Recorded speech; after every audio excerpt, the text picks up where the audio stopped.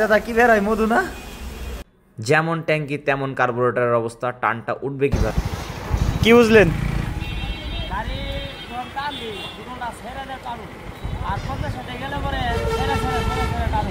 আটকায় ধরে।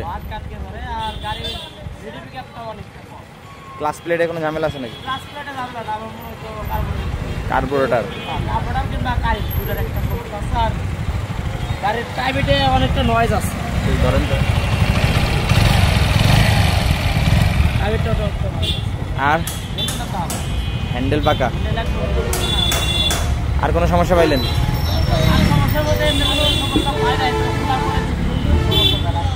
বাইক গাড়ি আপনার এটা ঢাকা থেকে আসছেন না? আসছেন কোথা থেকে?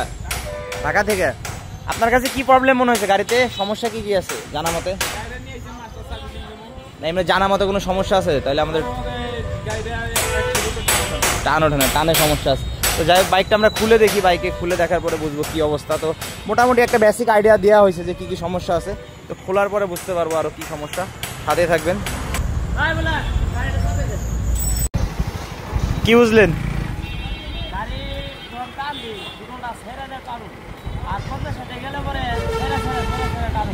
আটকায় ধরে। ক্লাস প্লেটে কোনো ঝামেলা আছে নাকি? কার্বোরেটর গাড়ির প্রাইভেটে অনেকটা নয়েজ আছে। ধরেন তো। আর হ্যান্ডেল পাকা, আর কোনো সমস্যা পাইলেন?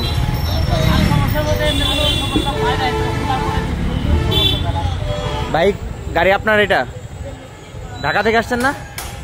আসছেন কোথা থেকে? ঢাকা থেকে। আপনার কাছে কি প্রবলেম মনে হয়েছে? গাড়িতে সমস্যা কি কি আছে জানা মতে? না এমনি জানা মতে কোনো সমস্যা আছে? তাহলে আমাদের টান ওঠে না, টানে সমস্যা আছে। তো যাই হোক, বাইকটা আমরা খুলে দেখি, বাইকে খুলে দেখার পরে বুঝবো কি অবস্থা। তো মোটামুটি একটা বেসিক আইডিয়া দেওয়া হয়েছে যে কি কি সমস্যা আছে। তো খোলার পরে বুঝতে পারবো আরো কি সমস্যা। সাথে থাকবেন।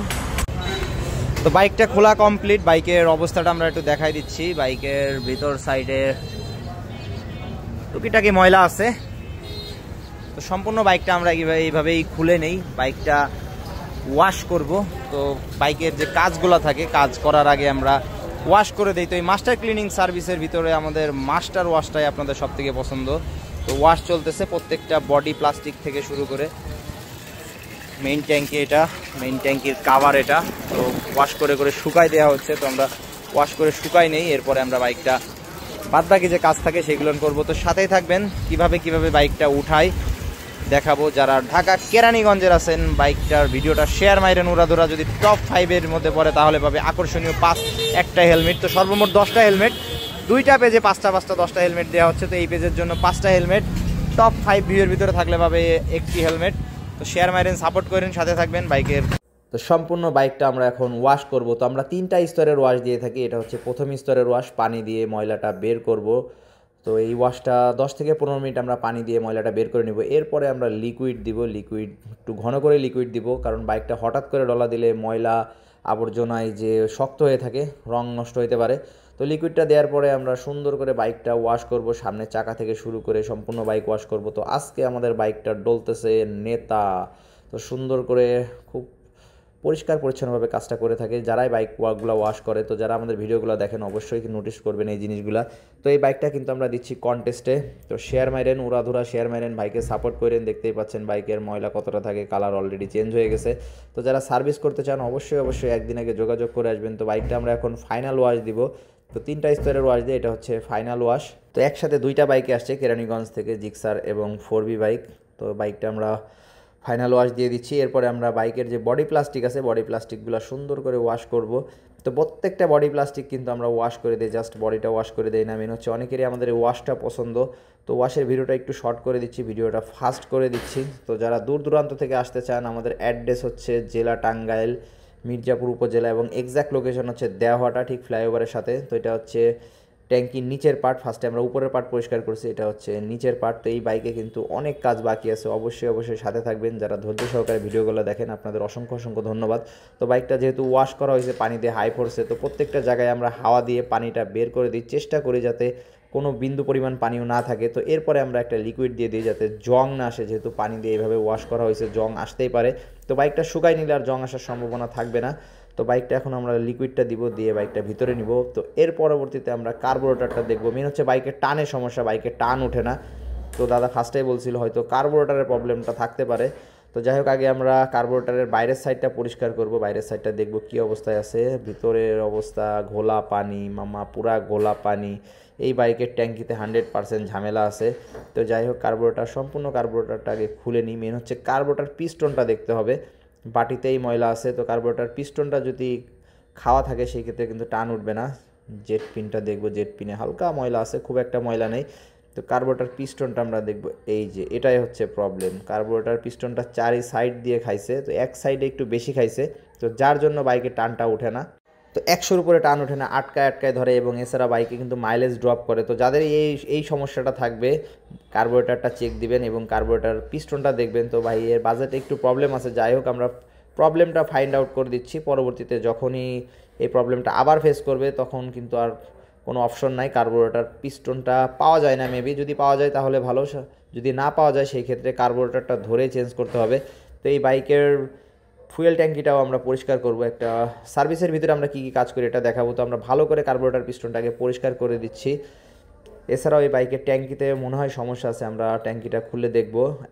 বাইকের নাট বল্টুগুলো আমরা আলাদা করে রাখছিলাম, কেরোসিনে চুবাই রাখছিলাম, এখন ডোলে ডোলে ময়লাটা বের করে দিব, জং বের করে দিব। তো এরপরে আমরা শুকনো একটা কাপড় নিয়ে মুছে দিই, এবং বাইকে ইনস্টল করার আগে প্রত্যেকটা নাট বল্টু কিন্তু সুন্দর করে গ্রিজিং করে ইনস্টল করে দিই। তো ফুয়েলটা আমরা ডাউন দিচ্ছি, দেখব কী অবস্থায় আছে। তো সম্পূর্ণ ফুয়েলটা ডাউন দিব আগে। ও মাই গড, দেখেন অলরেডি দেখেন ফুয়েলের কালার চেঞ্জ হয়ে গেছে। বাইকের ট্যাঙ্কিতে 100% ময়লা আছে, যার জন্য কালারটা অলরেডি চেঞ্জ হয়ে গেছে। তো সম্পূর্ণ ফুয়েলটা আমরা আগে ড্রেন দিছি, দেখেন কি অবস্থা।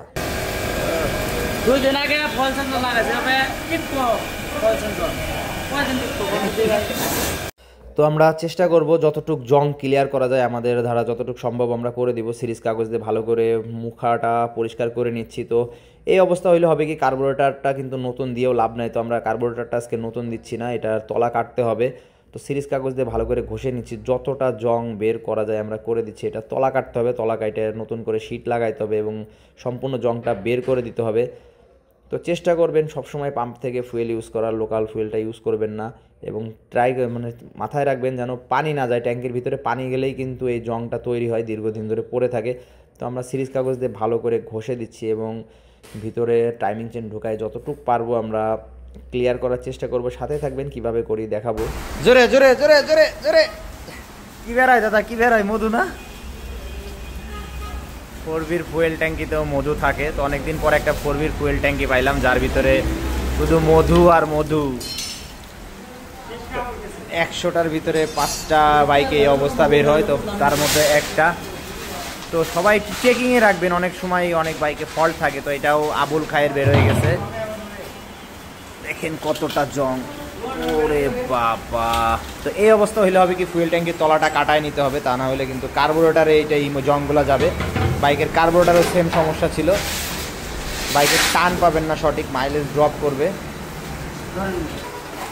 বেশ কয়েকবার আমরা ঝাঁকায় ভিতরে ময়লাটা বের করে দিচ্ছি।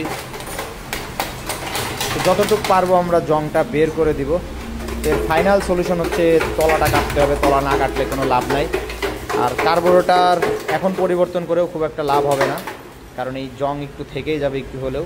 তো চেষ্টা করবেন ফুয়েল ট্যাঙ্কিটা মাঝে মাঝে চেক করার।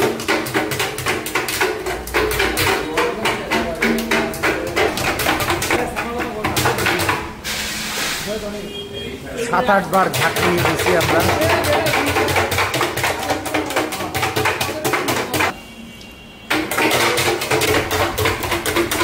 পারবি বেড়া, পারবি। মাসেল দেখছো, পুরো মাসেল।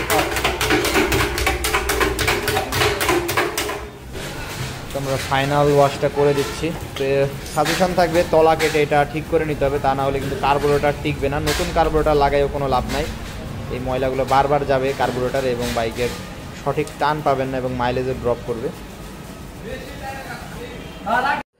ক্যালিপারটা আমরা দেখব, ব্রেক শুটা ভালোই আছে, মোটা আছে, কিন্তু ব্রেক এর যে রাবারটা একটু সমস্যা। তো যাই হোক আমরা পিছনের ক্যালিপারটা আগে পরিষ্কার করতেছি। তো WD-40 প্রয়োজন, এখানে একটা WD-40 দিয়ে আমরা ক্যালিপার, কার্বোরেটর, ক্যাবেল সবই পরিষ্কার করি। তো এই সার্ভিসের ভিতরে কিন্তু একটা WD-40 আপনাদের কিনে দিতে হয়, এটা মাথায় রাখবেন যারা ভিডিওগুলো দেখেন। অনেকেই অনেক ধরনের প্রশ্ন করেন, তো যাই হোক যেটা লাগবে সেটা আমরা বলেই দেই। তো WD-40 আমরা উপর দিয়ে মারিয়ে গিয়ে এরপরে ব্রাশ দিয়ে সুন্দর করে ঘষে ব্রেক শুর ফাইবারগুলো বের করে দিই, এরপরে আবার WD-40 দিয়ে ক্লিন করে দিই এবং লাস্টে আমরা হাওয়া দিই, হাওয়া দিয়ে WD-40টা বের করে দেয় যাতে কোনো প্রকার লিকুইড ভিতরে না থাকে এবং সুন্দর করে মুছে দেবো এরপরে। তো ক্যালিপারের প্রত্যেকটা অংশ কিন্তু সুন্দর করে একই ক্লিন করে দেওয়া হয়। তো চেষ্টা করা হয় প্রত্যেকটা কাজ সুন্দর করে দেওয়ার। অনেক সময় ভুল ত্রুটি হয়, যদি ভুল ত্রুটি হয় অবশ্যই ক্ষমার দৃষ্টিতে দেখবেন। তো যাই হোক সম্পূর্ণ ক্যালিপারটা আমরা এভাবে পরিষ্কার করব এবং হাওয়া দিয়ে লিকুইডটা বের করে দিব এবং ক্যালিপারে যে ছোট ছোট অংশগুলো আছে প্রত্যেকটা অংশ কিন্তু পরিষ্কার করে নেবেন। তো চেষ্টা করবেন মাঝে মাঝে ক্যালিপার, ব্রেক শু যখনই চেঞ্জ করবেন ক্যালিপারটা ঠিক এইভাবে সুন্দর করে পরিষ্কার করে নেওয়ার। ব্রেক শুটা ভালো আছে, ডিস্ক প্যাডটা অনেকই ভালো আছে। তো যাই হোক আমরা সিরিজ কাগজ দিয়ে ঘষে দিচ্ছি, ঘষেই এটা ইনস্টল করে দিব। তো যারা সার্ভিস করাতে আসেন যদি কখনো প্রয়োজন মনে হয় পার্টস নিয়ে আসতে চান নিয়ে আসতে পারেন, কোনো সমস্যা নাই। যে পার্টসগুলো জানা থাকবে পার্টসগুলোর সাথে নিয়ে আসতে পারেন অথবা আমাদের নিচের রাজীব অটো থেকে নিতে পারেন। তো যাই হোক আমরা এটা ফাইনাল সেট আপ করবো, গ্রিজ করে দিব, গ্রিজ করে এটা ইনস্টল করে দিব। তো সাথেই থাকবেন, বাইকে কিন্তু এখনও অনেক কাজ বাকি আছে। আর যারা সার্ভিস করতে চান অবশ্যই আমাদের স্ক্রিনে দেওয়া নাম্বারে যোগাযোগ করে আসবেন, একদিন আগে যোগাযোগ করে আসবেন। তো এখন আমরা ক্যালিপারটা কমপ্লিট হয়ে গেছে, এখন জাস্ট ক্যাবেলটা ধরবো। দেখতেই পাচ্ছেন ক্যাবেলের ভিতরে কী বেরোচ্ছে, জাদু ক্লাস ক্যাবেলের ভিতরে জাদু আছে। তো চেষ্টা করবেন 5 থেকে 7 হাজার পর ক্লাস ক্যাবেলটা এভাবে পরিষ্কার করে নেওয়ার। তো এই ক্ষেত্রে আপনারা এখানেও WD-40 প্রয়োজন, তো WD-40 দিয়ে মারবেন সুন্দর করে। 5-10 মিনিট ডোলাডলি করলেই ময়লাটা বের হয়ে আসবে। এবং ফাইনাল সেটিং করার আগে অবশ্যই ইঞ্জিন অয়েল দিবেন, নতুন ইঞ্জিন অয়েল দিয়ে দিবেন। তো এরপর আমরা এক্সেলেটার ক্যাবেলটা ক্লিন করব। তো একইভাবে আমরা উপর দিয়ে WD-40 প্রেস করি এবং ময়লাটা বের করে দেই। তো WD-40 প্রয়োজন কেন, একটা WD-40 আসলে সম্পূর্ণ বাইকটা এইভাবে কাজ করা হয়, যার জন্য একটা WD-40 লাগে। তো এরপরে আমরা পরিষ্কার করা হয়ে গেলে ইঞ্জিন অয়েলটা দিয়ে দিব, ভালো করে প্রেস করে দিব যাতে আগের মতন স্মুথ হয়ে যায়। তো ফ্রন্টের ব্রেক ক্যালিপারটাও আমরা একইভাবে পরিষ্কার করব, WD-40 মারবো এবং সুন্দর করে ব্রাশ দিয়ে ঘষা দিব, ঘষে যে ব্রেক শুর ফাইবার আছে ব্রেক শুর ফাইবারগুলো বের করে দিব। প্রচুর পরিমাণে ময়লা আছে, দেখতে পাচ্ছেন কতটা ময়লা আটকায় আছে। তো চেষ্টা করি আমরা সুন্দরভাবে কাজ করার। তো যারাই দূর দূরান্ত থেকে আসেন আমাদের সময় দেবেন, 7 থেকে 8 ঘন্টা হাতে সময় নিয়ে আসবেন। অনেক সময় কাজ কম থাকে, সেই ক্ষেত্রে হয়তো আমরা কম সময়ের ভিতরে বাইকটা উঠাই দিতে পারি। কাজের প্রেশার থাকলে কিন্তু 7 থেকে 8 ঘন্টা মিনিমাম, ম্যাক্সিমাম 10 ঘন্টাও লেগে যাইতে পারে, যেহেতু অনেক দূর থেকে আসেন আমাদের কাছে। তো এসে তাড়াহুড়া করবেন না, তাড়াহুড়া করলে কিন্তু কাজটা আপনাদেরই লস হবে। তো ব্রেক শুটা ভালো আছে, সামনে পিছনে দুইটা ব্রেক শুই ভালো আছে, দুইটাই জাস্ট আমরা ঘষা দিব, ঘষা দিয়ে এটাই ইনস্টল করে দিব এবং ইনস্টল করার আগে অবশ্যই গ্রিজ করে দিব। তো খুব একটা পার্টসের প্রয়োজন হয় না যদি প্রবলেম না থাকে। তো এই বাইকটায় কিন্তু খুবই কম পার্টস ইউজ হচ্ছে, তো আমরা চেষ্টা করতেছি পার্টসগুলো বাঁচানোর জন্য।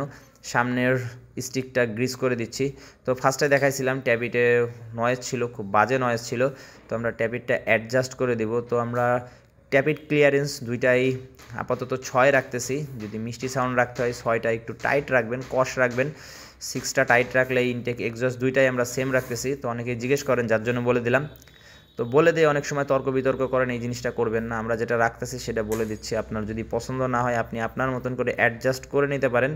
তো ইনটেক এবং এক্সজস্ট দুইটাই আমরা 6 রাখলাম। তো আলহামদুলিল্লাহ বাইকের কাজটা কমপ্লিট করা হয়েছে। দাদা ফার্স্টে যে প্রবলেমগুলো বলছিলেন সমাধান হয়েছে? হ্যাঁ, গলাটা টাইট ছিল বেশি, তার কারণে একটু মানে গলাটা দাম ছিল আর টাইপের যে নয়েজ ছিল নয়েজটা সমাধান করে দিচ্ছি অ্যাডজাস্ট করে। কার্বোরেটরের চেন পকেটে তো প্রবলেমটা থেকেই গেছে। কার্বোরেটরের যে প্রবলেমটা ছিল, তো আমরা কার্বোরেটরের পিছনটা যে আছে যে খাওয়া আছে বাইরের কাছে 500, তারপরে কার্বোরেটর মানে কার্বোরেটর চেঞ্জ করতে লাগে। এই কার্বোরেটরটা আমরা সুন্দর ওয়াশ করে বের করে দিয়েছি, আমাদের এখন তাও মোটামুটি চলতে পারবে। ট্যাঙ্কিতে যা অবস্থা, ট্যাঙ্কির এই অবস্থা, কার্বোরেটর পাল্টায় তো লাভ নেই। তো যাই হোক অনেক সমস্যা ধরে দেওয়া হয়েছে, পরবর্তীতে চেঞ্জ করে নিবে। টানের জন্য চেন স্পকেটটার হাফসে প্রবলেম আছে, হাফ সহ চেঞ্জ করতে হবে। তো যাই হোক ভাইকে আমরা বলে দিছি কী প্রবলেম আছে, যদি প্রবলেমগুলো ফেস করে তাহলে এই জিনিসগুলো চেঞ্জ করে নিতে হবে। তো যাই হোক ভালো থাকবেন সবাই, আজকে এই পর্যন্তই, আল্লাহ হাফেজ।